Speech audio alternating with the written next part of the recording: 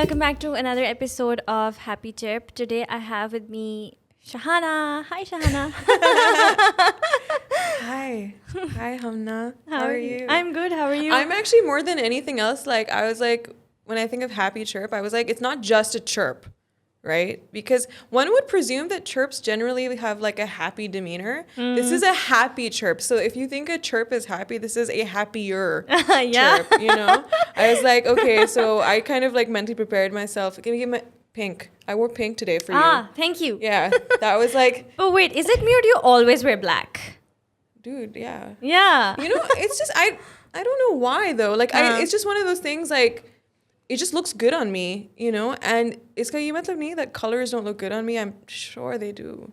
You know, but I don't know. It's like it's high time I step out of my comfort zone. This was a mission. This was a decision. Really? Yeah. It really was. I don't know. I think a lot of it goes back to I was discussing this with somebody the other day that I've been wanting to kind of like write something about what it is, how I have evolved, or I'm rediscovering what it is to be a woman on my terms today. Okay. Because when I was growing up, the concept of the pick-me girl, which is the idea of you are not like the other girls, or you have someone continuously reinforcing that to you. So I want to write something called The Diary of a Recovering Pick-me Girl, because in my continuous attempt to be, whether it was subconscious or deliberate when you're a teenager, you can't really tell. Maybe it is deliberate as a teenager because you feel all this pressure. But for me, I was just continuously trying to be what wasn't girly. I didn't want to be a girly girl. Do you know what I mean? Because I was like, I didn't want to be like everybody else. I wanted to stand out and be cool. So part of me is like, I wonder like how much of that was me naturally and how much of that, what was nature versus nurture? I don't really know. Now I'm trying to figure it out. Because you were, most of the time you were told. You're the tomboy, right? You're the tomboy. You're one of the boys. And, you know, and by default, obviously, if you were, you know, cisgender or you were heterosexual, then you also wanted to attract the boys, right? So then it's like you wanted to be like the special girl too. So it's like I'm now deconstructing a lot of that. I personally believe that like whether you grew up in our culture or elsewhere, a lot of us grew up with very internalized ideas of misogyny, you know, and we have to be honest with ourselves about that, you know. So I really thought about that. Like, I want to rediscover what it is to be a woman in terms of allowing myself to, for example, like the color pink, which is something that I never wanted to do when I was younger because I didn't want to be girly. Do you but understand? you don't really know if it was something that you actually didn't like. Yeah. Like was it just rebellion? Was it just rebellion or was it like me just, you know, that's, I can't figure it out. Like, it's fine if I genuinely don't care about pink, but I don't know the answer. But you want to know the truth. Yes, exactly. Yeah. And it's a really nice feeling at the same time because, you know, and I always want like I wish I could encourage it more in people. Like, there's so much that we think we know about ourselves, but it's about different labels. I mean, I wrote a spoken word piece called A Woman's Story, and you know, it kind of starts with like, you know, my spoken word pieces are completely voiceover based, and it starts with me talking about how you tell me I like red and pink before I know I like red and pink, right? And so it's things like this, you know, especially like, you know, whether you're a boy or a girl, or, you know, we throw these colors upon, you know, the genders right at the get-go. They tell you from the start what you're supposed to like, what you're supposed to wear, what you're supposed to be. Yeah. So I think that like we fell by default of our whatever culture we were born into, or gender we were born into, we fell into the stereotypes of the kind of girl, you know. And while I don't think that I was ever the cliche pick-me girl, I wasn't vying for male attention. I still don't vie for male attention, but I wanted to be different, you know. And that's why I'm trying to figure out today, like, it's okay to want to be different for sure, you know, and to do something unique. But like, I'm trying to deconstruct the reasons why I wanted why I wanted to be different. In the first place. Was it coming to me naturally, or was it coming from this idea of not being like the other girls? You know? And I think being honest with yourself about that, it's a good thing. Yeah, yeah, and like there's a lot of conversation about that now as well, na? Ke, so it was really cool to not be like the other girls before. Yeah, but now Yeah. we talk about that. Like, it just throws so much shade. It on- throws the entire gender under the bus. Yes, It vilifies. Yeah, it's just not right. And just saying that I'm not like other girls is just not right anymore. You know, It's complete Yeah, bull. yeah. It's like complete bull. It's just us again. It's just again one of those things where you are not giving women the space and the freedom to be who they want to be. It's just again one of those things. No, and it also it perpetuates the narrative that we are accessories to a male world. Yes. Right? Because if our entire Yes. identity is about how we appear through the male gaze, then that establishes that the male gaze is the overarching gaze, and we are Yeah. accessories to that. How do Yeah. we fit into your narrative? Yeah. Which is like, Oh, I'm not like other girls. I play football. I'm Yeah. not like other Yeah. girls. I eat fries a Yeah. lot or whatever the hell. You know, I like, love a girl who eats eats her food. food. I'm like, okay. you know? I don't dress up or I don't do makeup. Just like as if it's cool and Yeah. like that's how Yeah. men like it, sort of a thing. Exactly. Huh. That's what I'm saying. It goes back to being accessories to their story. You know, whereas which is now I'm like I said, I'm really thankful that we're deconstructing all of that. But if you grew up in that, you're now, like I said, I'm 33 now. I now have to deconstruct all of that and like figure out, okay. And in a way, like show yourself some compassion and empathy. Like, you know, you can look back on your past and hate yourself. Get like, oh my God, I can't believe I slut shamed, or I can't believe I did this, you know, blah, blah, blah, blah, blah. But, you know, I was actually talking to a friend of mine about this the other day. I'm going to quote Ethan Hawke because I thought it was a very, very good quote that he had. He was in an interview and they were kind of interviewing him about films he did in the 90s that had somewhat problematic narratives, you know. And so what he basically said was, he said that I am, yes, I did those films. I am a symptom of my time, you know, and I really like that, you know, because it implies that like I wasn't the cause, I'm not the disease. I'm the symptom. I'm a symptom of it. I lived in that time, and therefore a lot of problematic things that were happening, I might not have actively partook or I might not have actively created, but just by living in that time, you end up, you know, mirroring what's happening to some degree, you know, which ab jaake we've now kind of started figuring out, you know. So we're all like that. We look at the past and then we're like, oh, you know, this behavior, what I was doing is just not acceptable to who I am today and to Absolutely, the yeah. times today. Yeah. You know? So it just, I guess that's why I guess like we need to, now we've started to really reflect upon how we behave and how we do things and sort of break the chain. Yeah. You know, yeah. that we've been a part of. And I think a huge part of growing and understanding yourself is unlearning things. Yeah. Not Yeah. just learning, but Yeah. unlearning all that you have learned and accepted and made a part of who you are. But it just may not be right anymore. Yeah, and that's why I'm not particularly a fan of cancel culture either, because you know, cancel culture removes the opportunity to evolve. I am not who I was 5 years ago. I was just thinking the same thing. I was just going to get on cancel culture after that. But seriously. हाँ, like आप फिर किसी की भी कोई भी tweet निकाल सकते from the past or whatever, you know, and just cancel them. But that was a different time. Yeah. And we all grow, right? Yeah. Yeah. And And we'll grow in the future. Yeah, So- because that's just life. Like I'm not who I was 5 years ago. My values are not the same. You change through, like we were discussing earlier, by throwing yourself into foreign waters, by challenging yourself. That's how evolution happens.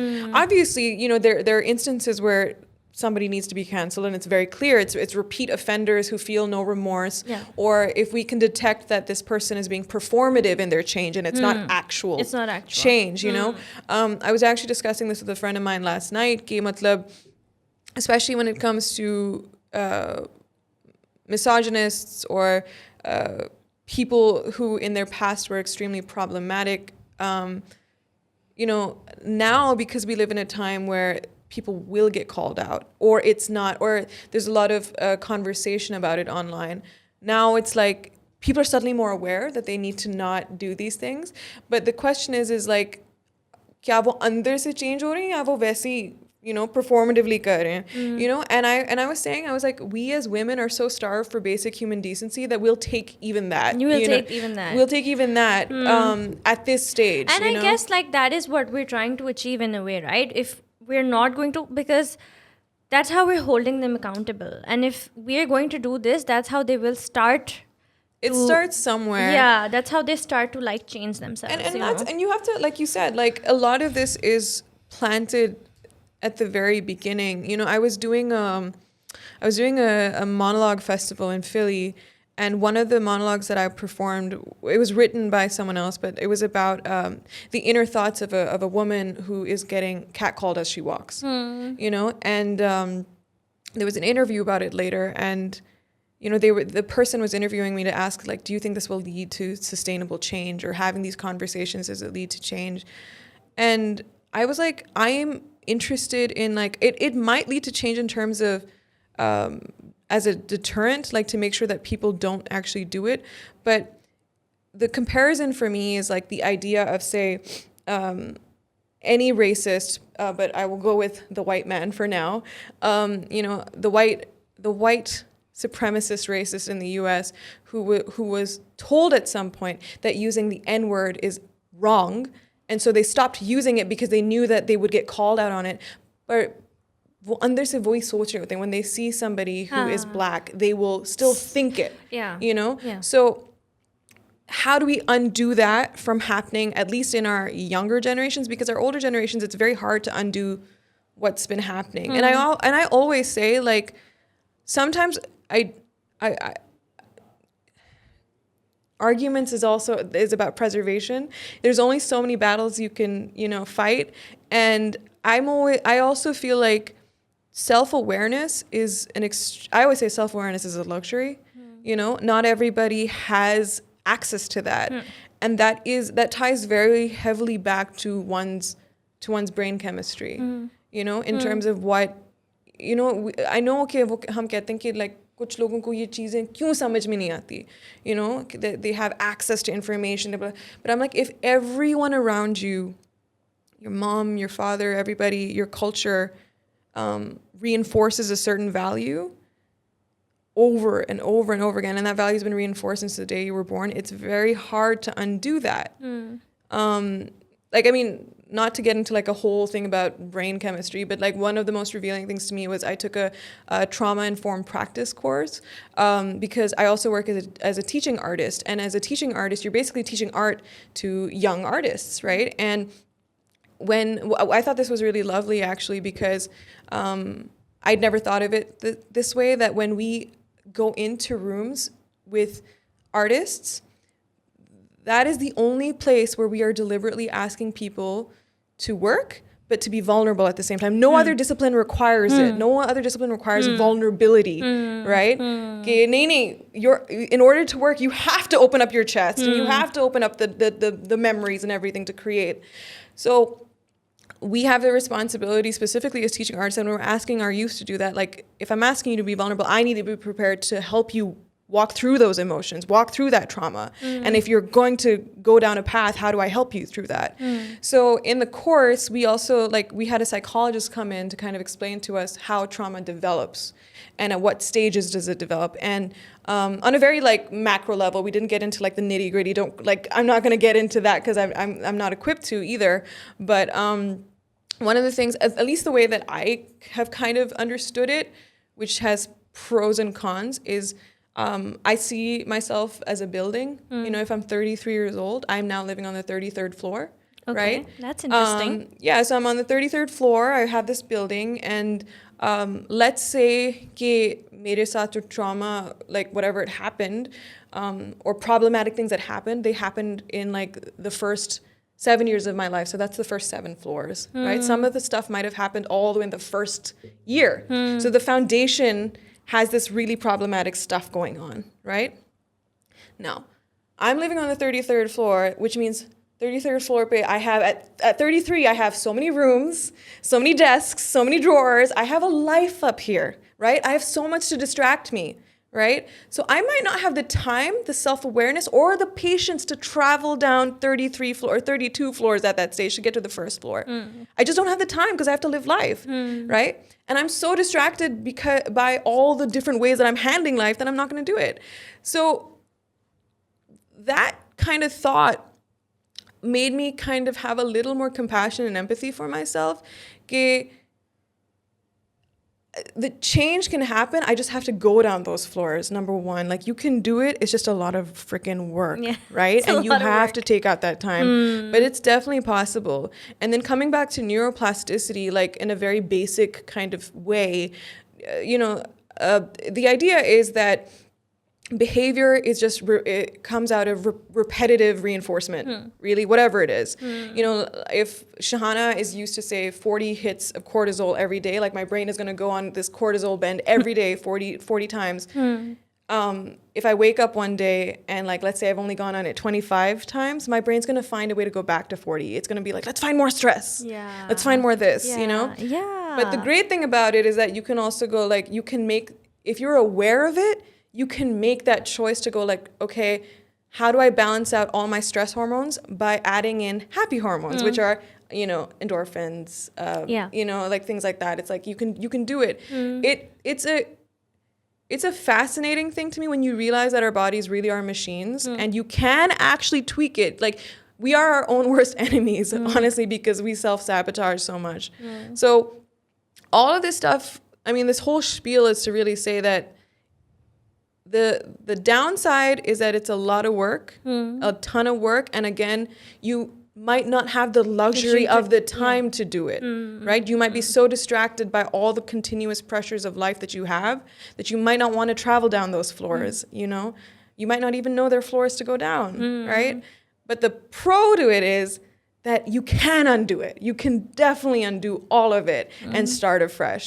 So I think that's exciting as a human being. I'm genuinely an optimist, because I think it is possible, so I don't know. I think there's hope yet if one actually tries, I suppose. That's such a fascinating concept. Like all of a sudden I'm thinking, like I never thought about it like that, like I'm on the 28th floor and like there are so many floors and you just have to sort of go down there. There's also the concept of midstreaming, which again was taught to me in the same course, that like we meet people midstream, right? So for example, in the context of the course, it's like, we might be teaching a student and really giving that student our all in terms of like, I really want to help this kid, create and become the best artist possible. But maybe that kid, wherever they are in their life, they're not able to internalize what you are giving to them, right? But by the very nature of teacher-student relationships, you don't actually see the third act. They go off into life. You will never really know what they end up doing or how your words might make a difference 20 years down the line, right? And that's the concept of midstreaming. You're meeting somebody midstream, which for me was really interesting because like, you're 28, right?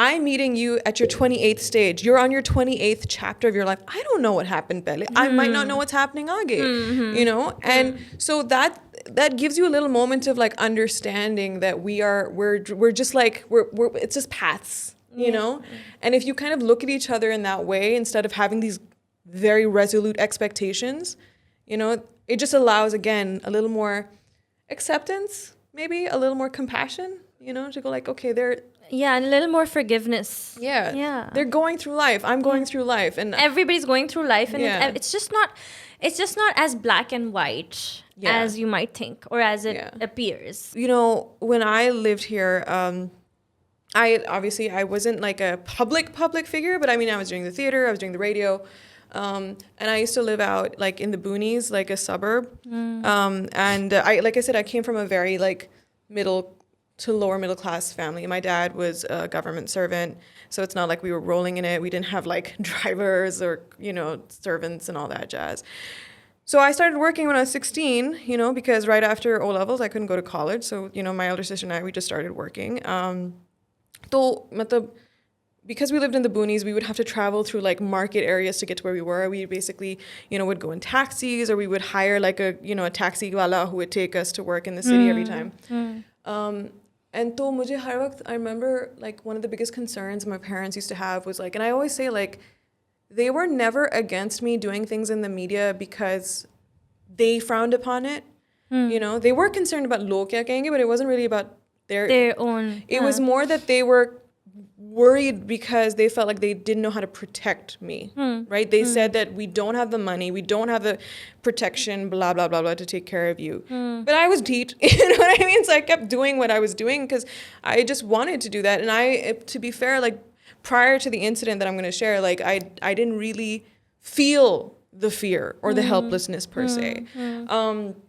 Until like 2011, like November 2011, I remember I have a brother who had moved to the US by that point. So in the home, it was just myself and my two sisters. Like I think somebody's in the house and we were like, nah, no one's in the house. Who's going to be in the house? And we had heard like a weird noise outside of our window, which we made nothing of. So then That's scary. yeah, we made nothing of it. We were like, you know, kuch nahi hai.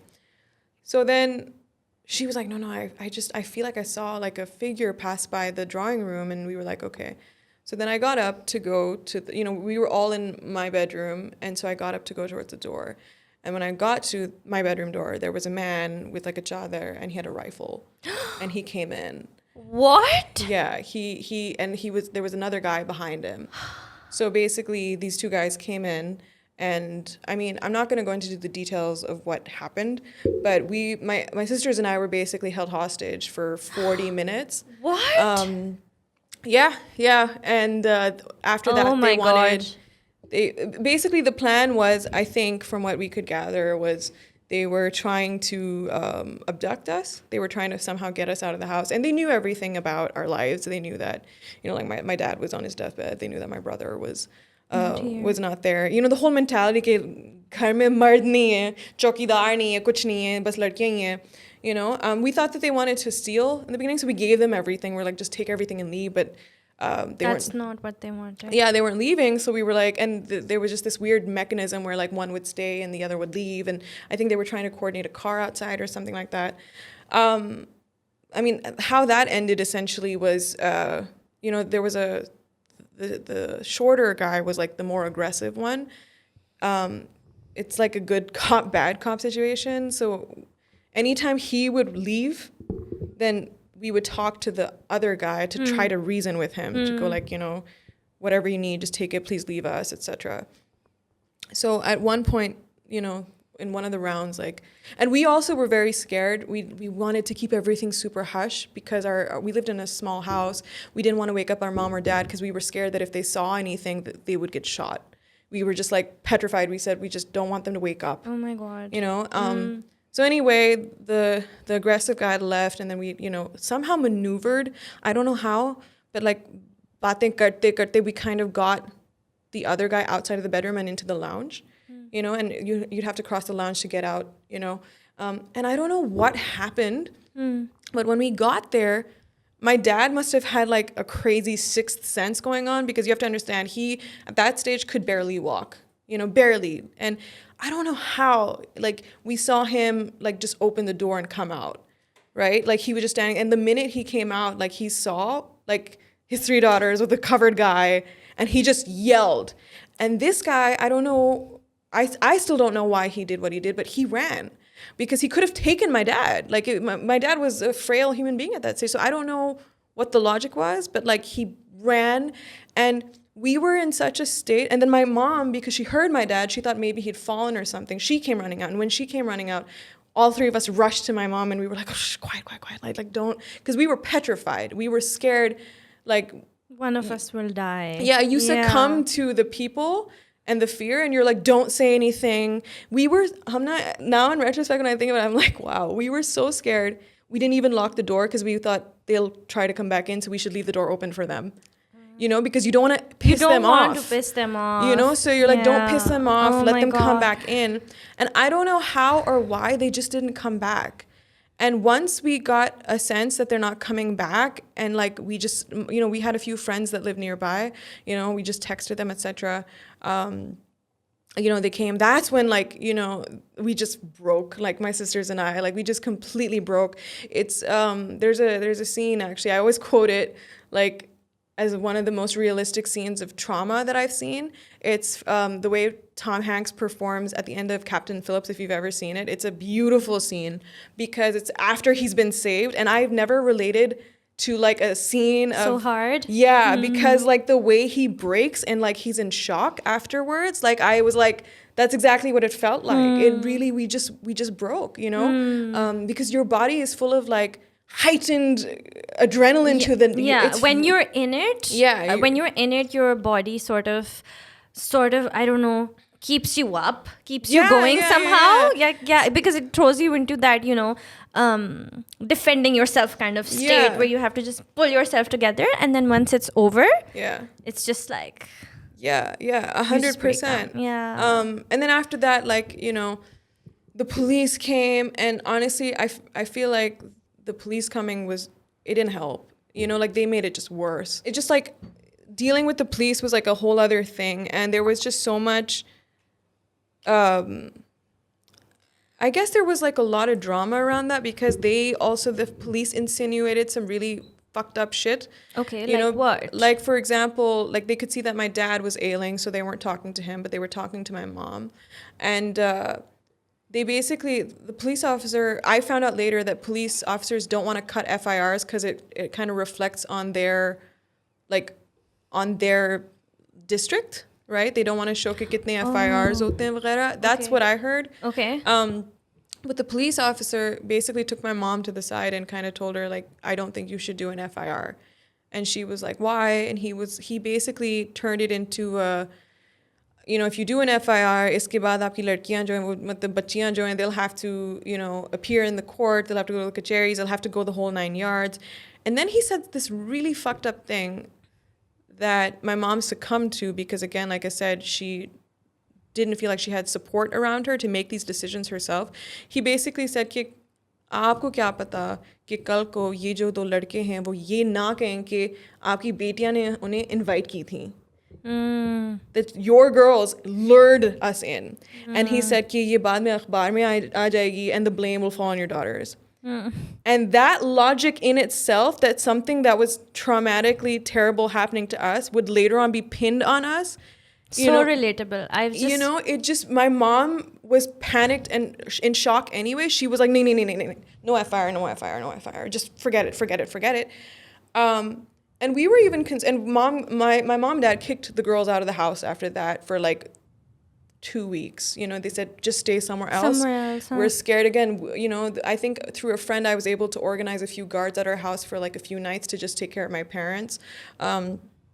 And we stayed out. And then, you know, it was like, acha chalo, let's, even though there was the genuine fear that if you don't get an FIR, then you're not setting a deterrent to other people. You know, they'll be like, oh, they're not going to do anything, so you might as well.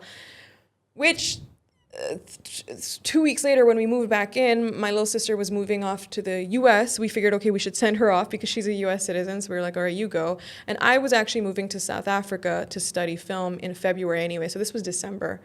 And so we sent her off. And again, without getting into the whole thing, but like one day my elder sister and I came home, and bijli gayi hui thi. We rang the doorbell, nobody was picking. We called my mom, nobody was picking. And so I remember I went to the back and like tried to open the door, and I opened the door and I basically saw that like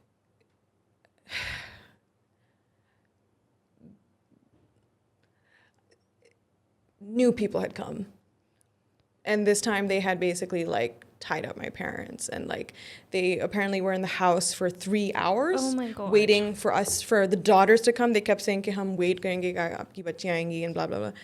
And they did a lot of stuff that it's my mom, so but thankfully, you know, like they had left by the time that I and my sister had come home. So the minute my mom saw me, she lost it because apparently they had left just 5 minutes before we had come home. So, you know, I rushed in and got her, untied her, and, you know, brought my sister in and started making phone calls, etc. And so, like, again, that was a result of the fact that the police had told us not to do an FIR, to not set precedent, to not scare off the other people in the neighborhood. My whole reason for bringing this stuff up is that one of the things, when it comes back to fear, and the fear of being a woman in this society and putting yourself out there, one of the biggest things that I continuously heard was, कि और करो तुम, काम और करो तुम jeans पहनना It was your fault. It was your fault. और करो तुम जीन्स पहनना और करो तुम ये और करो तुम वो, you know. And I had never ever felt as helpless as I did in that time. I felt like I didn't have this, like, I'd never felt my whole life growing up in Pakistan, I didn't feel, I mean, I felt like comparisons to boys, obviously I did, but I didn't feel like I was less than. Like, I always felt like I could fight the fight and do the things. But I was never made more aware of my gender during that time than anything else. Okay? If I was not a son, if I was a son, this wouldn't have happened. If we had more men in the house, this wouldn't have happened. If we didn't, and the fact that I was continuously jeopardizing my family or my reputation, or, you know, just the notion that these three vulnerable girls were in the house, you know. And uske baad, my whole, like, I still don't like going back to my old house. Like, it's still there, and my siblings are a lot more sentimental than me, and they like going to go see it. But it destroyed all the memories of that home, you know. And we built that house. That was our home. We lived there for like 12 years, you know. And so I know firsthand, like, what it is to be fearful in this country. Like, people don't, like, they have these presumptions of me now because they're only knowing about who I am now. So they think I lived there, I lived in America. So much privilege from the start. No, dude, I lived here. Like, when people come up to me and go like, you don't fucking know what Pakistan is, I was like, bitch, I know. I lived here. And you didn't just live here, you went through this. Yes, you know, it's like, I lived here, I lived through it. I know exactly what it is to be a woman over here. So when people tell me I don't know what it's like to be, I'm like, shut the fuck up. I do, you know? And that's why I'm curious. And that's why when I see women like you, for example, doing the work, I'm like, man, I like, holy shit, you know? Listen, Shahana, when I started blogging, there was no concept of having a public profile as a girl. So I remember that when I just sort of pressed that button of, you know, going public from private on Insta, it was a big thing, fucking deal. You know, it was like, what am I doing? And it was suddenly like fear. And it was also tons and tons of judgment by everybody around me. Like suddenly I was like a slut whatsoever. Because, you know, that's what people would insinuate in the words. Even the most educated people would just be like, oh, but like, what about the creeps? And like, how are you putting yourself out there? Like, aren't you scared? Or like, how are you so okay with, you know, people looking at you? You know, it wasn't even a thing. And, you know, I'm really proud of myself today, Shahana, because I'm one of the first few people who did that here. And now so I sort of paved the way to normalize it. I played a huge role in normalizing that. And now you have and now it's the culture. Now it's the culture. Now it's like thousands and thousands of girls, just out there being themselves. And I think that's a huge win for us. 100%. But it still doesn't take away, like, it doesn't remove the fact that it's hard and the judgment still exists and the fear still exists. And especially after that Noor thing that happened, and like your story and everything, you and what happened with me as well, obviously it doesn't come to any of those, but like you just sort of realize that just one of those people that are following you could be very dangerous. Yeah, you just don't know. You just don't know who or what or why. And I often say, like, one of the... So, like you said, we're seeing this big trend now, thankfully, that more and more women, and even men, are being supportive of women in that sense, and they're coming out and doing things. But I often wonder, and I could be wrong. I always like throw out a disclaimer. I could be wrong about everything I'm saying. Yeah. Take everything I say and throw it out the window. If it doesn't work for you, that's okay. I'm speaking from a place of personal observation, obviously. But after what I experienced, I felt, like I said, I'm doing. It's been many years. This was like 2011.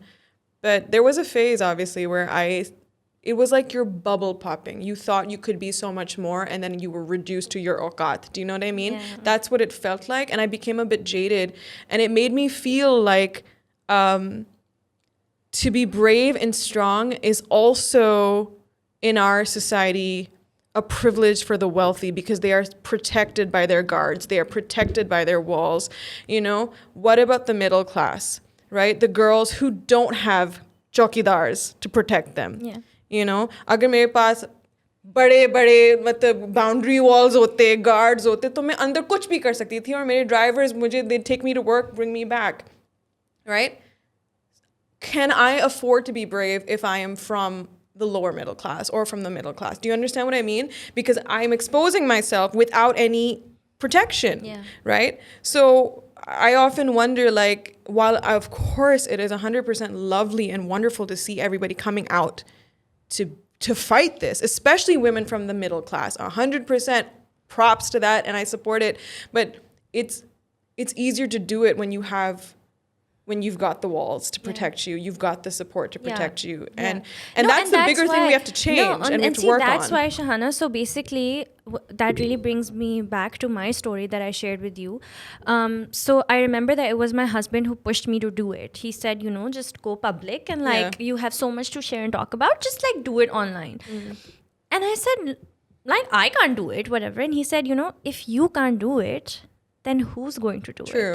Yeah. He said that if you, like, the responsibility to normalize that has to come from somewhere. Lied on me. Yeah, it has to you come know, from he said, somewhere. okay, like, my husband supported me, my family supported me. I did not come from, you know, the middle class or the lower middle class where I did not have the protection or anything. Yeah. So who was going to do it? It is the people who have the privilege to do things so that they can make it easier for those who have it more tough. Yeah. You know, and that's why I did it. I was like, okay, you know, it makes total sense what he's saying. And if I'm not going to do it, then who's going to do it? Yeah, obviously, because you need to take advantage. If you have privilege, there's a certain responsibility. Yeah. There just is a certain responsibility. Yeah. I guess, like, in terms of our culture, and again, like, this was a long time ago, and I know that things have changed drastically. I don't know the ground realities. I always say I don't know the ground realities of Pakistan anymore, you know, and it is wonderful to see so many people, like, coming out to create and do things. I guess, again, I just wonder about what is the minority, what is the majority, you know? How many girls from the middle class are coming out to do things, and do they feel safe? Do they feel protected? You know, just not to bhi keh rahi hu ki matlab, you know, there is a real fear of, like, when you put yourself out there for that one crazy loon, you know, crazy loon is, they're both the same thing. That one loon, but you're protected, right? What's to say about a girl who isn't protected and is still, like, that's what I was like.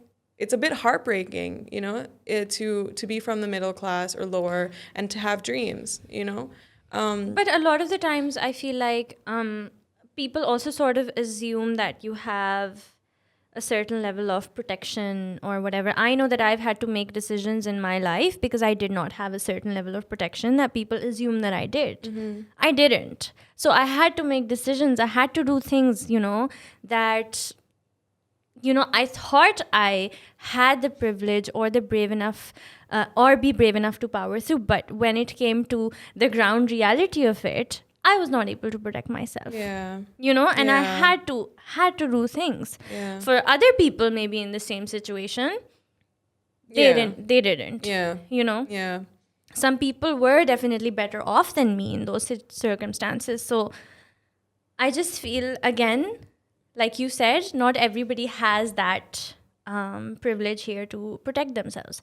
Definitely in certain areas I do, but in certain areas I don't. Yeah, it's definitely, again, it's case by case. It's a sliding scale for sure. Yeah. But again, like, having said all the doom and gloom, it is really heartwarming to me to see people doing what they do. And, like, I mean, just by the very nature of Instagram, I have so many people in my DM that want to do things or create things, or, you know, and it makes me feel good, you know, about home, about my people, you know. So I'm not that, over time, I'm not that jaded about my experience, you know. I understand that, like, my experience is an isolated event, but it speaks to a bigger systemic problem. Do you know? think it was one of the reasons that led to you leaving this country? To your whole family moving? Yes and no. I mean, I moved to the U.S. when I was 1. I was born in Pakistan, and then I moved here when I was 1 because my father was studying here. So, sorry, in the U.S. There, Or huh. matlab, wahan pe my younger brother and my younger sister were born. So we moved back to Pakistan when my father completed his education. So my brother and sister were already U.S. citizens. They were going to move at some point, right?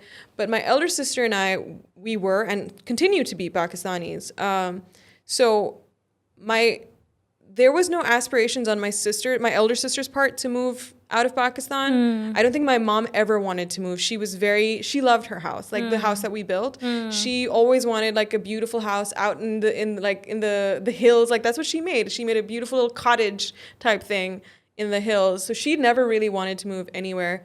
Mera bachpan se, I always wanted to move to the US because I wanted to be a part of the industry. Like it wasn't the US specifically. It could have been any country. With the industry. Yeah, that's it. You know, I just wanted to do that stuff. And it's not to say that I wouldn't have stayed in Pakistan if I had to. If if I didn't get my visa to move, then I would have stayed and I would have worked here quite happily. You know, that's just life. But that, around the time that this incident had happened, I had already applied to go to a film school in South Africa. So I was already kind of headed anyway. But this happening just kind of like added to it. So it wasn't the main reason, but definitely contributed. It definitely did. And after this happened, like I always say like that year was like one of the best and worst years of my life because 2012, I went to South Africa to study film, which was the first time I was living alone. I was 24. I was like in a completely new country. And who goes to South Africa? You know what I mean? People go everywhere. So I didn't know anybody. So I was like completely like in my own kind of explorer mode of possibility and everything. But I had also just came off of the home invasion, so I was reeling from that. And then my dad was also dying, and then he died in 2012, eventually. So best and worst year for me, you know, where I was like, I'm finding my own individuality, but I'm also dealing with all this very heavy stuff from home. Though after my father passed away, I actually got a job. That's when I got the Coke studio job in Karachi. Okay. So what was that? So this was for season 6. I don't know if you remember, season 6 was the only season where we went global. Like we flew to different countries to shoot. So that's the season I was on. I was the international production manager, which was really cool. And like I just was going to, like my father had died and I was wondering, should I stay in South Africa or should I come back? And because he had passed away, I felt like the goal next was that my brother in the US would apply for my mom because we just didn't feel safe knowing that she was still in that house. With everything that had happened, and now she was completely alone. And like I said, it's not like we had like a whole system in place to protect her. So, you know, main jab wapas aayi, I worked for Coke Studio. We focused on shifting her. She then moved off to the US. So her intention was never to move back to the US. Her intention was to stay here and live a full life here. But after Dad died, it just made sense. It made sense for her to go, which in turn turned out to be like, it was a lot of traumatic things have happened, but it actually worked out really well for her because my mom is like I'm super proud of her. Like, you know this, like she's completely evolved as a human being and become like, she's just amazing. Like she's like, to me, she's an example of the idea that you can change and evolve at any stage of your life and restart your life and become something that, you know, she says it now. She's like, I'm living out all the things that I wanted to be and do, and I'm now able to do it. You know, it's amazing to see her like this. So it was good for her. Yeah. You know, like I'm really proud of her, you know, like she was telling me the other day, she was like, you know, oh, I just got a new job at Target. I'm like,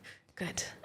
Good. Go. So yeah, it's very sweet. But now, I mean, my siblings and I, where we are in our lives, while a lot of really traumatic things had to happen, we're content where we are now in life, you know. But I'm also just not. I love home. I mean, man, do I love home? Like, living out in the US, I'm very open about it. I live a very isolated life, very isolated. I didn't move. Everyone presumes that I moved to America because I got married. No, I moved first for myself. I got the visa to move for myself. And then like later on I got married. But I often wish like there was a way I could take parts of home and just merge it over there because cultures are so wildly different, Islamabad mein, if you've grown up, you're so used to seeing each other, काम के बाद चाय के लिए मिलना वगैरह, वहाँ पे तो कोई scene ही नहीं है, everyone, and I get it to a degree because now that I live there, like everyone's schedules are so set, you only have 4 weekends, so you plan those 4 weekends well in advance, कि किसके साथ you want to spend time, so, and I've always been like really independent, I've never been the kind of person that needs continuous people around me. I'm not like that. I'm very happy alone. But even I feel it now, because you're just so used to it. If you've grown up seeing people all the time. And I have some of the best fucking friends in the world. Like my friends are my family because like I didn't grow, like I had my nuclear family, but I didn't really have like, I mean, I have cousins, but we didn't have that relationship. They're like out there. And so my friends are my family. So this is like the one sadness of my life, I suppose, and it's harder. It's hard to make friends in your 30s anyway, and then you just don't have the energy too. You don't have the energy. You just don't, you know. So I just kind of say that like, if I can come back home at least once a year, get my fill of everybody, then I can go back and like chase. Because I am a go-getter. I'm very type A, So like I'm okay with like the chase and the hustle and all that. So long as I can come back and get my fill. But I do think the pandemic has also slowed down the type A behavior. For sure. I'm type A as well. So the pandemic has been very humbling for us type A's. You're also an Aquarian, huh? Yeah. I am too. Yeah, we're both Aquarians and we share the same wedding anniversary. We do? Yes, May 5th, 2017. Wow. Not just the date, but like the year. Yeah. Oh, how nice. Yeah. What's your birth date though? The 3rd of February. 3rd of Feb. When's yours? 23rd January. Oh, that's my mom's birthday. Really? Yeah, how weird. Yeah. Cool. Yeah. So a lot of the times you share these things about Aquarians. And yes. Like, yeah, that's me. That's me. That's me too. Yeah. Do you believe in astrology?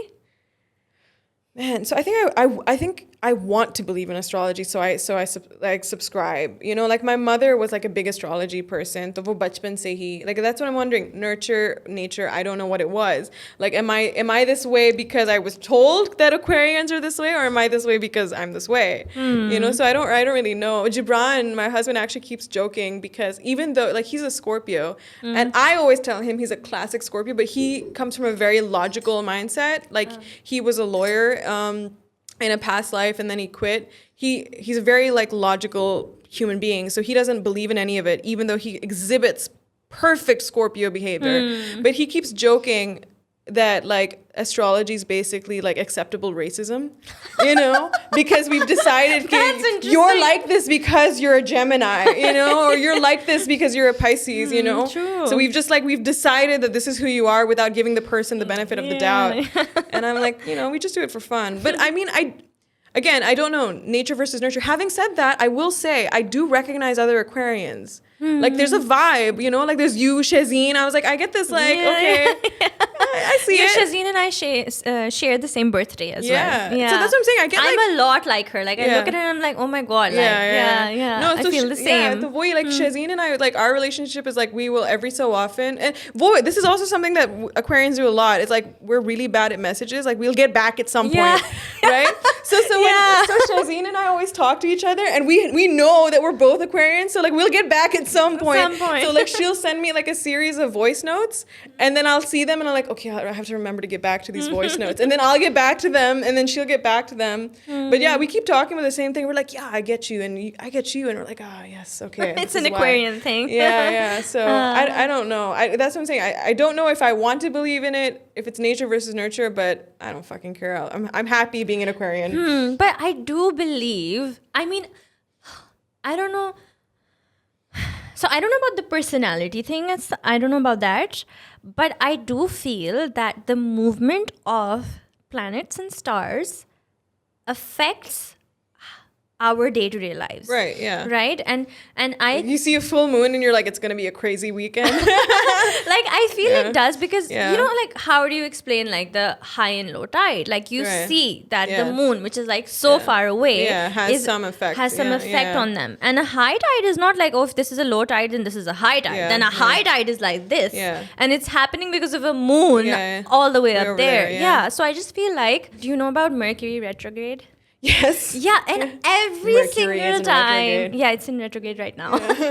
Every single time it's in retrograde, shit happens. You Yeah. told me your flight got delayed, Yeah. Oh. and then somebody else I know, I think It got like. delayed, and then canceled. Yeah. Like Valia put up stories Yeah. yesterday, and she was like, "Oh, my husband's flight got delayed 4 times," my God. and then so I many wonder if we other were on the things. same flight. Yeah. My phone was malfunctioning. Instagram Yeah. went down. Every single time in it's retrograde, like. Yeah. It happens. So, Yeah. like, I don't know, to some level, I do believe in, like, the movement of the stars and the planets affecting our day-to-day lives. But, I mean, I don't know about the personality stuff. Yeah. That I feel, but I don't know how that would work. I mean, full disclosure, I haven't done enough research to know whether this has been debunked or not. Because there very well might be a debunked situation. Having said that, like, there's a lot of things that scientifically we've not really been we've debunked. But that's where, like, just belief and spirituality have a part to play. You know, like, I'm a believer in just energy. Like, Exactly. I just believe that, like, we're all built of atoms. We're all built of energy. And yes, and Shahana, anything that has energy will affect another source of energy, like the movement and like the whole thing, you know? Yeah. So, because energy sort of, it just takes one shape and one form, and it just, it never stops to exist, you know? So, all sorts of energies, when they are moving together or working together, so they're obviously having an effect on each other. Yeah, like, like I said, my husband comes from a very logical mind. And, like, so I try to explain to him, like, the concept of nazar, for example. बिल्कुल समझ नहीं आती, बिल्कुल समझ नहीं आती. But like, वो logic से समझ आ जाती है, right? But like, he's like, he doesn't believe the concept of, like, an energy wave coming at somebody like that. You know, he's like, yeah, it's not like, I was like, no. I was like, but I feel like if I conjure, say, 50,000 really negative thoughts about something or someone, you know, continuously, yes, it has, obviously, scientifically, it has an effect on me because I'm creating a shit ton of cortisol in my body. So that's why they say, like, anger hurts you more than it hurts the other person, because you're feeding that level of stress to your own body. But I just kind of think, like, if I'm conjuring those thoughts and those thoughts carry energy, it's like, it's hitting you. That's how I feel about it as well. ना कि मतलब आप सोच रहे हो तो वो like it can get converted. That's like I said, like energy like changes form. If like you're thinking those things and that energy gets converted into, I'm sure like, there's some research out there that's like explained all this for us, but like I just but this is how you feel about it. That's how I feel about it too. It's fine. But like that's what I keep joking, like where I live with, like I said, it's just me and my husband really, and I keep like just joking, and I'm like, okay, fine, you don't need to believe in this shit, but like there's an evil eye over there, for a reason, you know, like, or like I keep laughing about, like, if I hear a noise or something, my instant reaction is like, jinn. You know, I'm like, this jinn. And he's like, there's no such thing, blah, blah, blah. And I was like, no, there is. I was telling my friend, actually, that America mein, I don't really feel like any jinn shin behavior anywhere I go. The day I land in Pakistan, I'm like, कोने में कोई जिन तो नहीं है. You know what I mean? I'm like, is this that? Yeah, and that's what my friend says as well. I don't like, feel it. Achha, so like I put my son's like pictures up there and everything. So a lot of people like, aren't you scared of this? I'm like, I believe in nazar, but like I also feel like, if you have positive energy, then you can counter the negative energy. Badminton ki tarah. Like, and I also feel like because of nazar, I don't want to live my life in consistent fear. I just want to live my life, you know.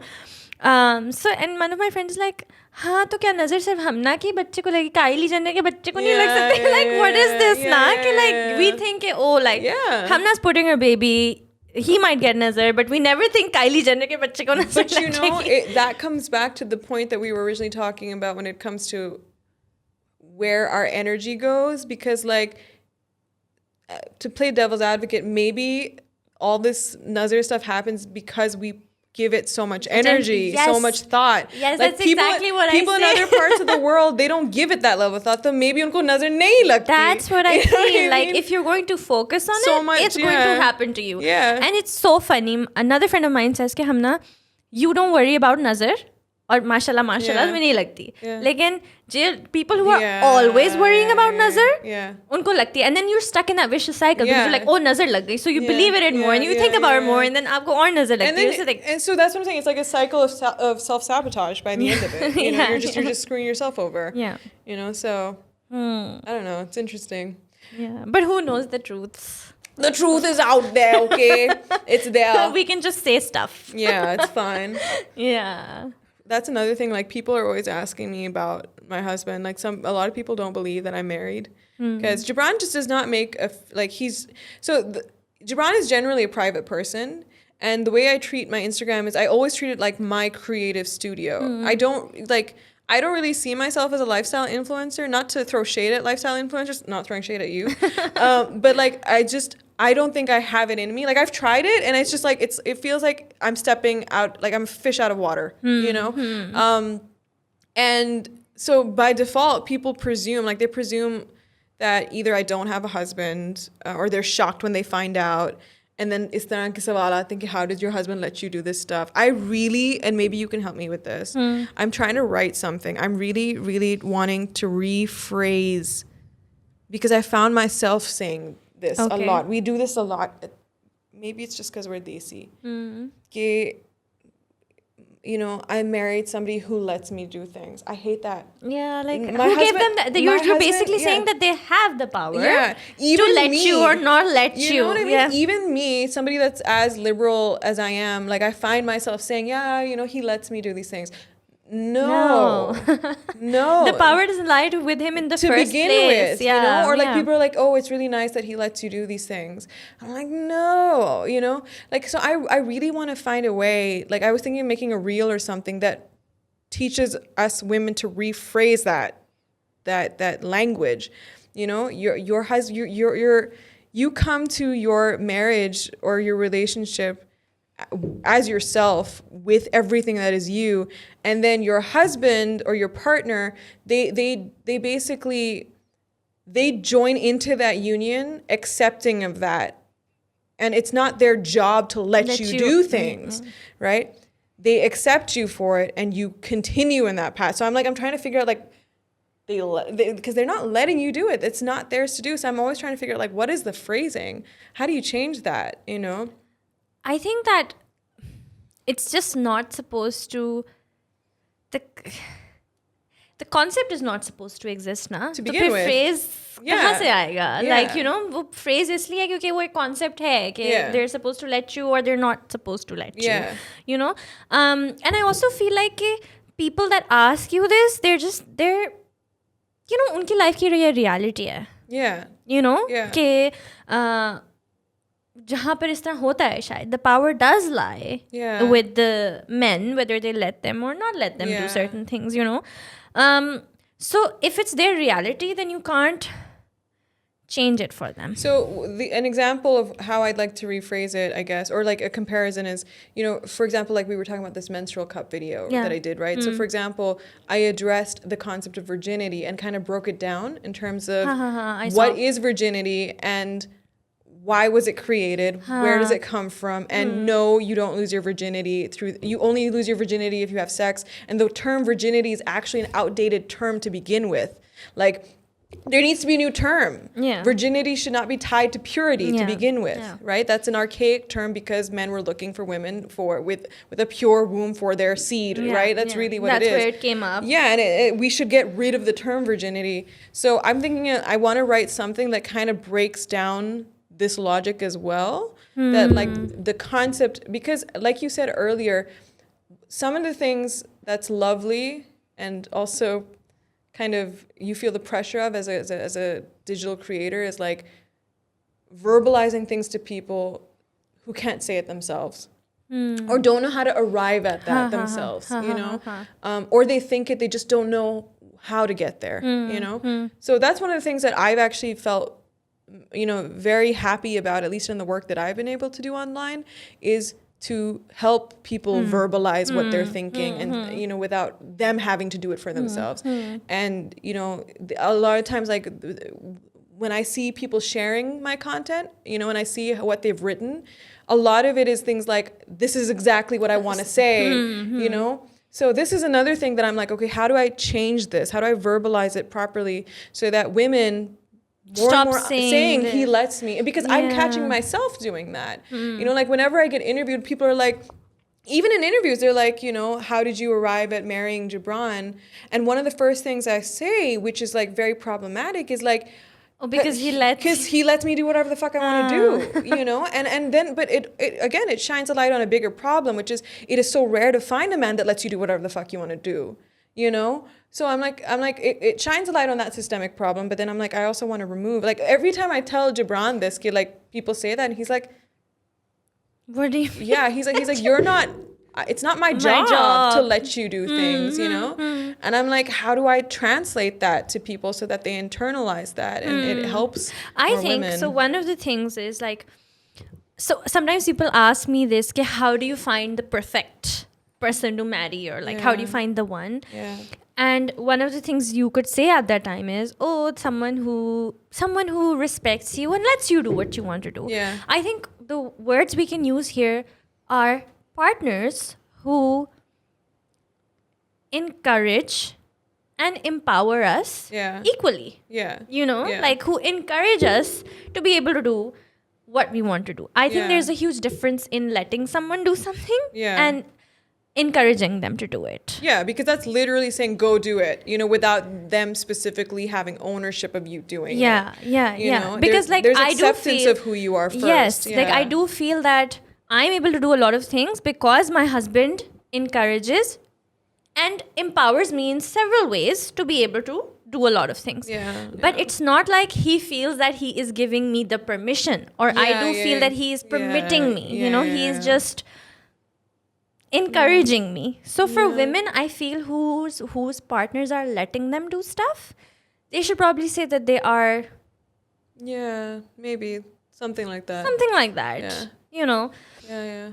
I guess. All right, so I'm gonna turn into like a quick quirky. I mean, I know it's not the perfect term. No, because but a lot of right. the husbands may not even be encouraging. They're just whatever about what you're doing. You know, they don't care much. Yeah. Because they don't see you as that. They don't see you as like somebody that needs to the encouragement either. Get it? So I just feel. Like, I often joke, like, Gibran half of the time doesn't even know what I'm doing. And then when I do it, he's like, cool. You know what I mean? Yeah. You know? Yeah. I don't need to run anything. In fact, I go to him for, like, feedback sometimes. Can you tell me, you know? And that's literally it. He's not really a part of my creative decisions at all. You know? Gibran's not even a part of my physical decisions. Like, he doesn't police me on what I wear or what I do, anything, you know?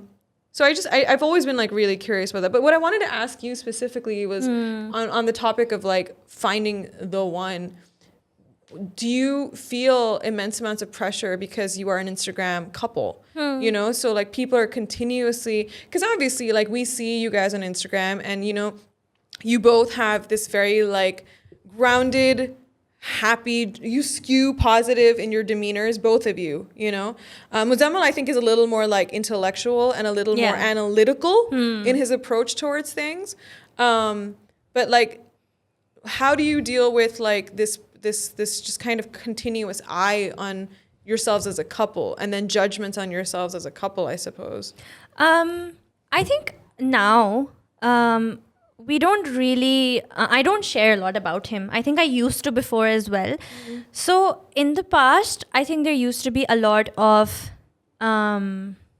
attention to the fact that, oh, he's so supportive, wohi wali sari cheez, and you know, how I'm doing everything because, and it's sad because a lot of it was like about how I'm able to do a lot because my husband supports me. It's like what I said earlier, you are an accessory to their life. So like, you know, in terms of the patriarchal norms of society. So therefore, like, he is the front runner, you are the accessory, and he allows you to do all these things. And like, if I'm able to do stuff, it's because of him. You know, like not just because of like myself. And I felt that maybe it was because like I do put that out there a lot, that he's in my life and that he's there. Yeah. And then people sort of naturally assume and judge that everything is because of that. And I'm not going to like take away from his support or encouragement that he has given me, because like living in this country, you do need some level of that. Like it's not easy, you know.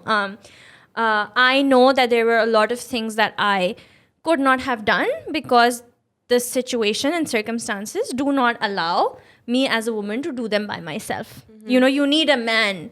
कि अच्छा बात कर लो यार, because मेरी तो कोई सुन ही नहीं रहा. You know, it's like banging your head on the really wall. Annoying, because I remember I was making this office. I made this office all by myself. The contractor just wouldn't talk to me, Shahana. I was doing this. I believe you. And he would just be like, मैं साहब से बात कर लूँगा. It's like, I am making the damn office. Yeah, the decision is mine, not his. But he just couldn't, like, accept it. And I know I get it. Like, he comes from... Wherever, yeah. Yeah, so, yeah. But for me, it was just like, to get shit done, my husband needs to tell him. Because he's not taking it from me. You know, you get what I'm saying? Yeah. So it's a sad reality, but... Excuse me. But it's there. It's actually something that I wanted to write. Like I wanted to write this entire kind of like monologue piece where like I would hand it to Gibran to read, right? And he would say all these things that I want to say, but I would let him say it.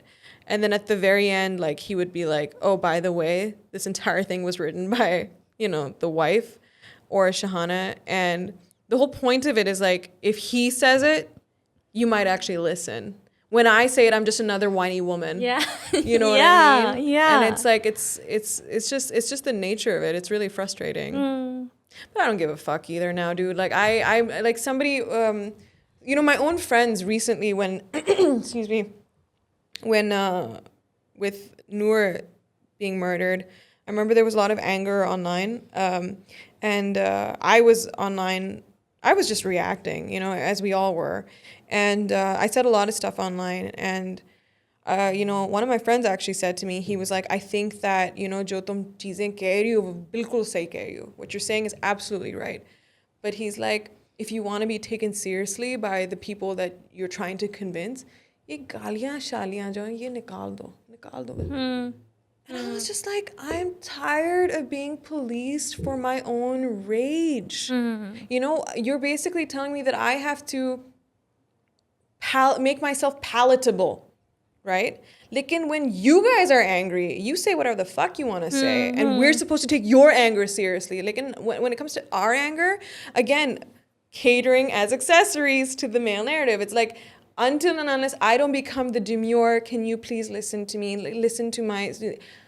Fuck that shit. You know, I'm tired of that. Yeah. I'm tired of that. Like, I'm going to speak in any way I want to speak, and I will make myself, you know? Yeah. It's very, like always that. Women are being told how to speak. Yeah. Even for themselves. Exactly. Like, you know? yeah. It's like, again, it comes back to like, they're like, agar aap tameez se aayenge, yeah, it's not like, why do I have to do that? Yeah, that makes sense. But, do you think that, you know, at the end of the day, the outcome is more important. So do you think that doing that, even though it will make a difference? So will it make a difference to the outcome? So I think that I'm a lot more, in recent times, I've become a lot more extreme in my views because I'm just tired. You know, I used to be what you're saying, which was, if the goal is to convince the other side, then maybe I should bite the bullet and try to communicate in a more diplomatic way.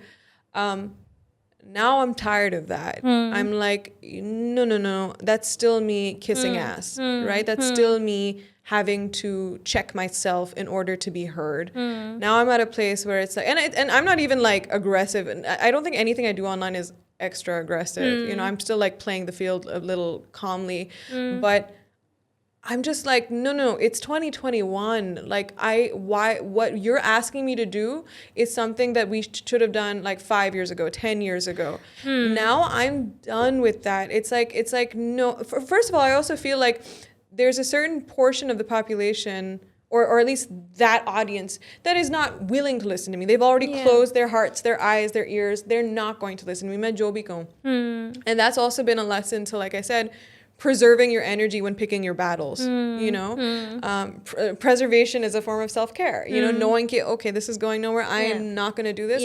But I really don't give a shit anymore if I am not speaking to the audience in a way that they want. You know, because I do believe that we need to more and more normalize women like me. Right? Because you know, a lot of arguments are made about like how particularly our people are, say, like 30 years behind, hypothetically, in terms of acceptance of certain people or certain values. I just think that with the digital age being what it was and us having access to so much information, unless you're living under a rock, like you know what the world is like, right? And you can choose to believe or prescribe to certain values. That's up to you. I always say, like, do you? I might not agree with your values, but so long as you're not preaching hate and inciting actual violence, fucking do whatever you want, right? But I just think that we can speed up. We should and can speed up the process of seeing that there are women that are vocal in a way that might be seen as, you know, aggressive, and they're still okay. You know, it's the concept of क्या कहते हैं? The woman that smokes a cigarette, don't take her seriously. No, she's just a woman smoking a cigarette. Whatever she's saying still makes sense. You know, it's a way to, it's like an internalized way women do it to each other to not take that person seriously. You know, अगर मैं revealing कपड़े पहनूं, ठीक है, जो कि मैं पहनती हूँ by Pakistani standards, I'm not taken seriously enough. You know? No, but that, it's such a real problem. Like, even online, I just feel like women cannot be aggressive, women cannot be loud, women cannot give galiyan that freely, that openly. And when they do, they're just attacked for it. You know? You're docked points. You're docked points instantly. Docked point instantly. And like I see online, and I see these YouTubers and all of these boys and men saying whatever the fuck they want. And then they also like, it's not that, like, if they will even respond to hate, they will say whatever they want to their audience. They will do whatever. And they're celebrated. And it's okay. But you know, as soon as a woman does it, so you're not allowed to be angry. So that's what I'm saying. It's like, I don't really care anymore. Like, this is who I am. And again, I, you know, for all my views that skew a certain way, I'm also very much like I prescribe to actual liberal values. I will let you live. I'm not here to hunt you down, you know, and like try to convert you. No, live your life. Because I don't have that time. I really don't have that time. I developed anxiety in 2020, and that was one of the most humbling experiences of my life. Like, I needed to look after myself, my own mental health. I can't convince everybody, and that's okay. And I always say, like, you know, I'm unlearning my own shit. I could be wrong today about the things I'm saying, and that's fine, you know. But I just don't want to anymore hide who I am. And if I have these values, if you know, so one of the questions, like, I get a lot, right, is ki, are you even Muslim? Right? You know, because why though? Because I guess if you don't know me from Pakistan, right, if you didn't know that I was here or वगैरह, तो वहाँ पे जाके I look like an expat that grew up there, first of all, you know. I was laughing the other day because I realized कि यहाँ पे आके my English accent is assimilating back, you know. I'm like, oh, chalo, this is what I really sound like. But obviously in the US, like I said, my husband speaks only English. I only talk to, you know, people over there, so my accent's a lot more pronounced over there.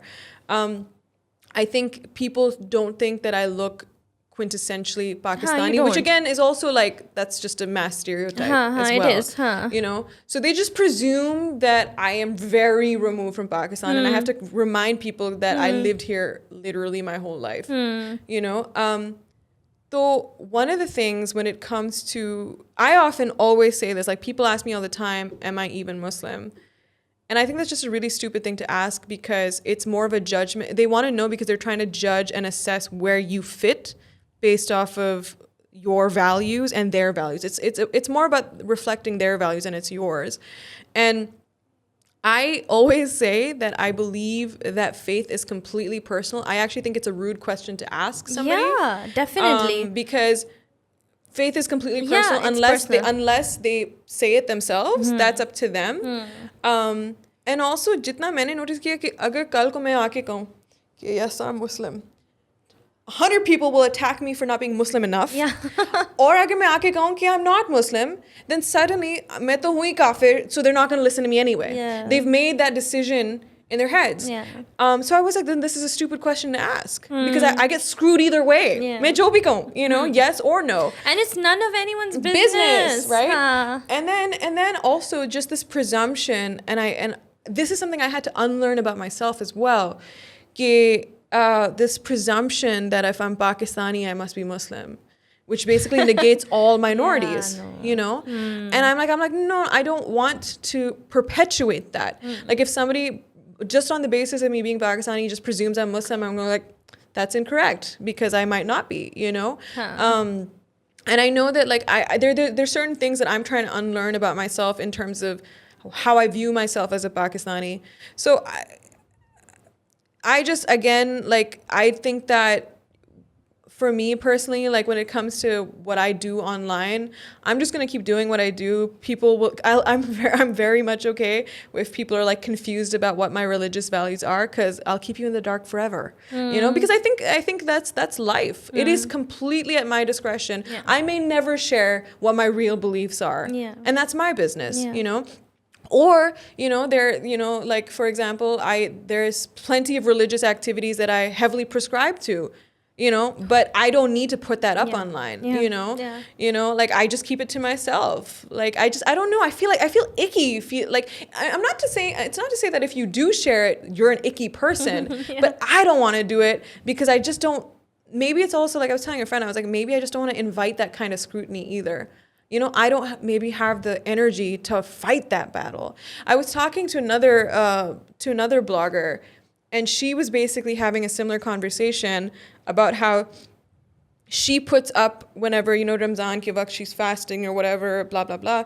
And wo, you know, jaake wo tarawih she's doing, etc. So she said ki wo aage se then she gets all this hate ki like, acha Ramzan ke waqt you become blah, blah, blah. And how are you doing all this other stuff? And so she felt like as a blogger or an Instagrammer, she felt like she had a responsibility that you were saying earlier to normalize that you can be this and also this, right? And so that's what she was saying to me. She's like, don't you just want to show that? Like there is this kind of Muslim, there is this kind of person. And I was like, maybe, but at the same time, I don't want to fight that fight, you know? Because I try to stick to who I am. Yeah, and right? Like and when it comes down to doing things, there's a billion things we can do, but we decide which ones to do. Yeah, right? You know, which parts of my personal life must I share online? Yeah. You know, and although I will say, and like I don't know if you've noticed this, but I see it for sure, and there is a beauty to relatability when it comes to personal life. The minute I share anything about Gibran or anything about my nephew or family, people like rush in, right? Because relatability. Because they're like, then they think of their husbands, their kids, and I get it. And then they feel you are more like them. Yeah, you're one of us, like right? that. Like, yeah, I 100% get it. But that doesn't mean that's something you have to do. You want to do what you want to do. Yeah, that's exactly. Fine. You know, so I'm always trying to just like strike a balance. You know, anytime I feel like this is something that I want to share, I'll share it. But again, my Instagram I always think of it as like two things: creative studio and home, right? In fact, I was thinking about like you or, you know, Mariam or Shazeen or Maham. Which Mariam? Hussain. Yeah, Mariam or Maham or Mavish. You know, I was like, imagine for a second कि like जब आप किसी के page पे जाओ, आप उनके घर जा रहे हो, you know? And I was like, what? Because I was like, from an audience POV, or like a follower POV, like that's probably what they're getting, right? Like when, like for example, if I were to think of you, if I'm coming to your house, I feel like I'm gonna get lots of good vibes. I'm gonna feel very wholesome and warm at the end of it, and then I'll probably have some tears. You know what I mean? Because we'll talk about something real. Like I always think of your home as like, when I think of Hamna's home, I think of like that experience, right? Like chai, sit down. When I think of Mariam, I know there's going to be a lot of silliness, right? Like party. It's going to be a lot. I mean, I actually went to her house. So yeah, you guys did all sorts of crazy. I saw that. So I know like it'll be lots of silliness, but I also know she's going to feed me, and I also know that she's going to talk to me about the real shit too. Yeah. Yeah. So I was just kind of thinking that like, for me, our digital spaces, my hope is that they feel like going to someone's home and you getting something like that. Like my hope is that when people come to my space, that's exactly how I feel about it as well. Yeah. So like people, how would I want people? So for me, it's always been like, how would I want people to feel when they meet me? Yeah. So it's always been like that with me, And that's what I try to reflect with my content. Like, oh, that's how they end up feeling when they interact with me. Yeah. So sometimes I think about myself. I'm like, when people come to my home, how do I want them to feel? And that, because there's a lot of for all you digital creators out there, like people are always like, what kind of content? How should we create? And I was just like, the advice I give is exactly what you're saying. It's like, I try to create from a space of who I am and what I want people to feel, right? So like when people come to my home, they know that they're going to get some jokes, they're going to get some commentary, they're going to get some real talk, they're going to get some pretty aesthetics, because that's who I am, right? Like that's just who I am, So like that's always a good starting place, I think. You don't have to look at other people's homes. Look at your home. Look at your home and what do you want it to look like. Think of it as like, and that's how you find your niche then. Yeah. Because there's a beauty to that. It's like, what are the things you love Shahana, about but your that's home? the problem now on the... Everything's become... Because it's all the same. Because they're looking at each other. Yes, everybody's looking at each other. And there used to be a thing when you used to land on someone's page or used to watch the stories or like go through your feed without even like looking at whose content this is. You could just initially start say vibe aa jati thi ki iska hai, because everybody had such a unique identity and an authenticity to what they were doing. But now everybody's doing the same stuff and you go through like your feed and it's like everybody dancing to the same music in the same way and doing the same thing, and it's just like you said in one of our conversations that now imitation is being applauded. When it was this place, for me it was all about authenticity and that unique experience that each creator offered and the unique form of creativity or just who they were. And I just feel like we don't have that anymore. Well, so there are pros and cons to that, right? Because, for example, why has TikTok become as big as it is, right? I took a digital content creation course and there was a section that dealt specifically with TikTok, right? And why there's this sudden, why is it huge now, right? Because TikTok basically broke the monopoly of content creation and it gave it to the average person, right? Which basically meant anybody could get up, and TikTok rewards imitation, right? That the whole point is imitation. The whole point is trends and like jumping on those bandwagons. That's what they do. And when we watch TikTok, we literally, our brain wants to just see the other variation of the same thing. It's like a weird for like a really quick video, it is like a weird suspense model. Like we're like, oh, let me see the other versions. Let me see, and you'll probably click that hashtag and then you'll see all the people doing the same stuff. And now that and then obviously Instagram saw the huge success that TikTok was, and so then they created Reels, right? And that's what they're doing now. It's like if you click on a sound, you can see all the variations of that. Now here's the pro of that, right? The beauty is that now any average person does not have to feel intimidated that that they won't be accepted, right? Before there was a lot of intimidation around content creation. So the average person felt like, I could never be a part of this or I'll never grow. And true, like because of that, it has encouraged a lot of people. Now it's like you pick up bricks or usme choontiyon ki tarah, like there's people. And this is why it happened. Yeah. And you have to understand also from like an app point of view, these apps want us to continuously be on them. Continuously be on them. So if Instagram has now adopted the model that TikTok has, which is the model of continuous imitation, then it will reward imitation by giving you the reach, because they've admitted that if you want to grow, do a reel, because we are pushing that reach, right? So if I'm an average person and I get on a trend and I see my reach is just blown, I'll go like, oh, I need to do this again.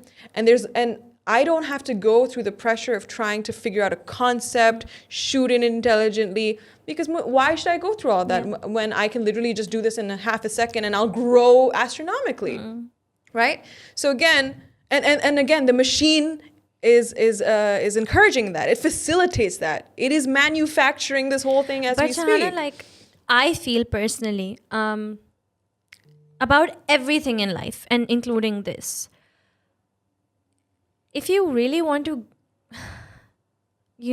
get somewhere in the long run, shortcuts are just not the way to go. That's just how I believe, and if an imitation can only take you somewhere. So far. Yeah, so far, and then what? At the end of the day, you will need a brand and a unique identity and that authenticity that people will want. Because I remember कि एक time पे this is very similar to the Vines wala time. Yeah. People who did Vines, the same Vines, where are they? Yeah. They're not as much relevant as people who were doing more long format like stuff YouTubers. Or like YouTubers or people who were doing more authentic stuff or more creative stuff and doing less imitation. Like you look at all the Viners and they're Somewhere. not there. So I feel that I don't know, but history may repeat itself because it normally does. It feels like the same. Yeah. And at that time, I do remember Facebook pushing Vines like crazy. And we all used to watch again, that it's stuff. about staying on the app. So I just feel that this is kind of like that. And like I said, it's a pro and con thing because it again breaks the monopoly that's and allows good. That's good. I do feel that stuff like this is necessary as well. But I guess when push comes to shove, when it really matters, like if you're continuously just working through imitation, will your own work actually stand on its own 2 feet, right? Will you be able to stand on your own 2 feet when push comes to shove, or was it just because, and I've seen some people who do reels and they put in their own creativity and they do it in a really great way, and you can tell like they're the ones there's that a difference. They stand out. I'm not saying it's the same for everyone. So there are people like that. I do agree though, like at least again, I think it just ties back to what these apps are doing, because before reels, on Instagram, like we had started with like video posts and then IGTV. There was more of a focus on like creating something specifically. I know that I definitely felt that I was creating something specifically for something, but jab se reels have been thrown in and Instagram has been pushing it very aggressively. It's just it's become a whole other thing. I don't really give a shit. Like I just feel like I think it's really important to be able to like evolve in how you create, and imitation will only take you so far. I do have questions about the industry, like because like as we're more and more interested in just how like the numbers that you can amass. So if you build your entire career off of imitation, it might actually take you far. And the thing is that, so I don't know. like at the end of the day, like a lot of us, including me, this is how we make a living. That's how I make a living. And if I'm not going to jump on the bandwagon or do what the brands want me to do because that's how I make the money or what the audience likes, then what do I do? Oh, I remember what I was going to say about the pretentiousness. Yay. Thank you. Okay, I know it's going to sound really like pretentious, but I mean, I'll be honest. On Instagram myself, there are very few people that I genuinely want to follow. Like I genuinely you're doing something that is not just impressing me, but it's opening my mind or helping me think. It's like what you were saying, everybody's doing the same shit. So like I'm bored. You know what I mean? Like I'm bored, and it's not to say that like, what other people are doing needs to be like me. No, not at all. There's a lot of like, say, fashion influencers or lifestyle influencers that I look up to that, I'm not like them at all, but I like the way they're creating their content, because they're doing it differently or they're choosing, taking risks or whatever, you know? So it's like, for me, like, there are very few influencers that I look up to as like sources of inspiration. Yeah, I just you know? feel like for me, it was always like the content that I create, it has to add some value to the lives of people who are taking out the time to watch me. And if they're just going back with zero value, it's not fair to the time that they're putting into this, you know? And I just feel like, again, this will also sound pretentious, that a lot of people are wasting my time. You know, and brain cells. But having said that, that also goes back to short form content, right? Because that comes back to real culture, because people don't have time anymore. They want short form. They want to see something fast. You know, it's like if people are taking I think the gold mine lies in giving value in short form. It really is. And giving creativity in short form. It's like literally it's a how do you challenge get for creators like us, you know. You know, like how do you get your message across? How do you make it funny or quippy or smart within like this much? And I'll be honest, like I haven't been able to find that. Like, how do you do that? You know? And it's amazing that some people are doing that. Oh yeah, 100%. Like that's what I'm saying. Even for me, it's like I'm trying, you know. I don't know how successful I'll be, but I mean, I'm definitely trying. It's just, if we want to continue to do this, we also have to evolve. Like if you know, short form is here to stay. We have to evolve. We have to figure out how to bring that authenticity or that creativity into this. Without jumping on the bandwagons or whatever. Because otherwise, like you said, it's just the same shit over and over and especially when you make a living off of it, then you really need to figure it out. Seriously. And then like delineations. But I feel like brands don't even care about quality as much. They don't. Yeah, it's really sad. Yeah, I literally look at some people's stuff. I'm like, this was nothing, and I'm, you know, whatever. But you know, that's just the way the world works. It's fine, I guess. Yeah. So I guess that's about it. Because my next... Your baby is crying outside. No, and my next guest is almost here. Okay, cool. Yeah, it's Valia. Oh, cool. Yeah, I know. We were trying to meet too. Yeah, awesome. So she's almost here. Okay. So I'll just wait for her and I'll say hi. Yeah. So that was Shahana for you guys. I'm like, I hope this was useful. We went in so many different like directions. But I had fun. I had fun, and I'm sure that so did everybody else, and I'm sure that they really learned stuff and enjoyed it as well. Yeah, so long as everybody learns things. And also, like, please understand, I always tell people, I don't take myself seriously at all, so you don't take me seriously either. But yeah, thank you so much for watching, and I'll see you guys next time. Peace! Allah Hafiz.